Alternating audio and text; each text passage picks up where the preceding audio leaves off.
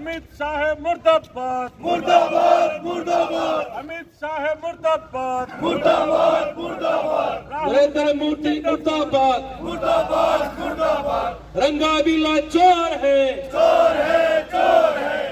राहुल गांधी जिंदाबाद जिंदाबाद जिंदाबाद सोनिया गांधी जिंदाबाद जिंदाबाद जिंदाबाद बीजेपी होश में आओ होश में आओ होश में आओ नरेंद्र मोदी होश में आओ होश में आओ होश में आओ सोनिया गांधी जिंदाबाद जिंदाबाद जिंदाबाद जब जब मोदी डरता है ईडी को आगे करता है जब जब मोदी डरता है ईडी को आगे करता है जब जब मोदी डरता है ईडी को आगे करता है जब जब मोदी डरता है ईडी को आगे करता है सोनिया गांधी जिंदाबाद राहुल गांधी जिंदाबाद। आज का जो हमारा प्रदर्शन है, जिस प्रकार से आपने देखा होगा कि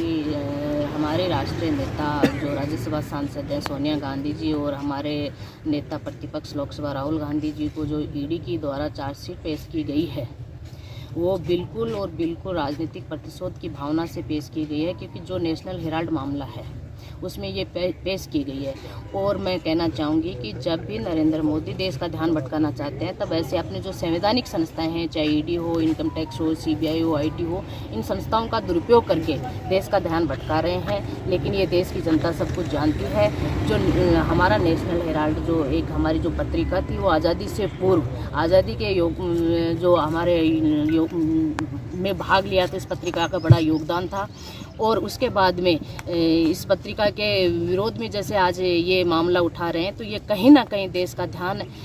जो हमारे स्थानीय मुद्दे हैं, चाहे देश के मुद्दे, उनसे भटकाने के लिए ऐसा किया जा रहा है। हम कतई बर्दाश्त नहीं करेंगे, क्योंकि ये ईडी का आज का राजस्थान पत्रिका में भी एक कार्टून छपा है। उसमें आपने उस कार्टून के माध्यम से साफ साफ दिख रहा है कि वो कार्टून क्या बता रहा है, कि वो कार्टून यही बता रहा है कि कोई भी जो इधर ईडी की कार्रवाई होती है, वो अगर बीजेपी ज्वाइन कर लेता है, तो बीजेपी वालों के पास उनको धोने के लिए वॉशिंग मशीन है। जो कहीं ना कहीं राजनीतिक जो भावना है उनकी। आज तक आप बताइए, ईडी के इतने के मामले दर्ज हुए, ईडी की इतनी कार्रवाई हुई, कितने मामलों में ईडी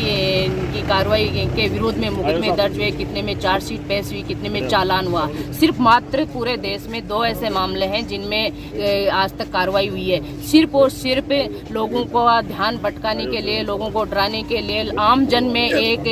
भय का माहौल पैदा करने के लिए और ऐसे एजेंसियों का, संवैधानिक एजेंसियों का दुरुपयोग किया जा रहा है। लेकिन हम कांग्रेस के सिपाही हैं, न डरेंगे न झुकेंगे, हम लड़ेंगे और ये साबित करके दिखाएंगे कि नरेंद्र मोदी अपनी एजेंसियों का दुरुपयोग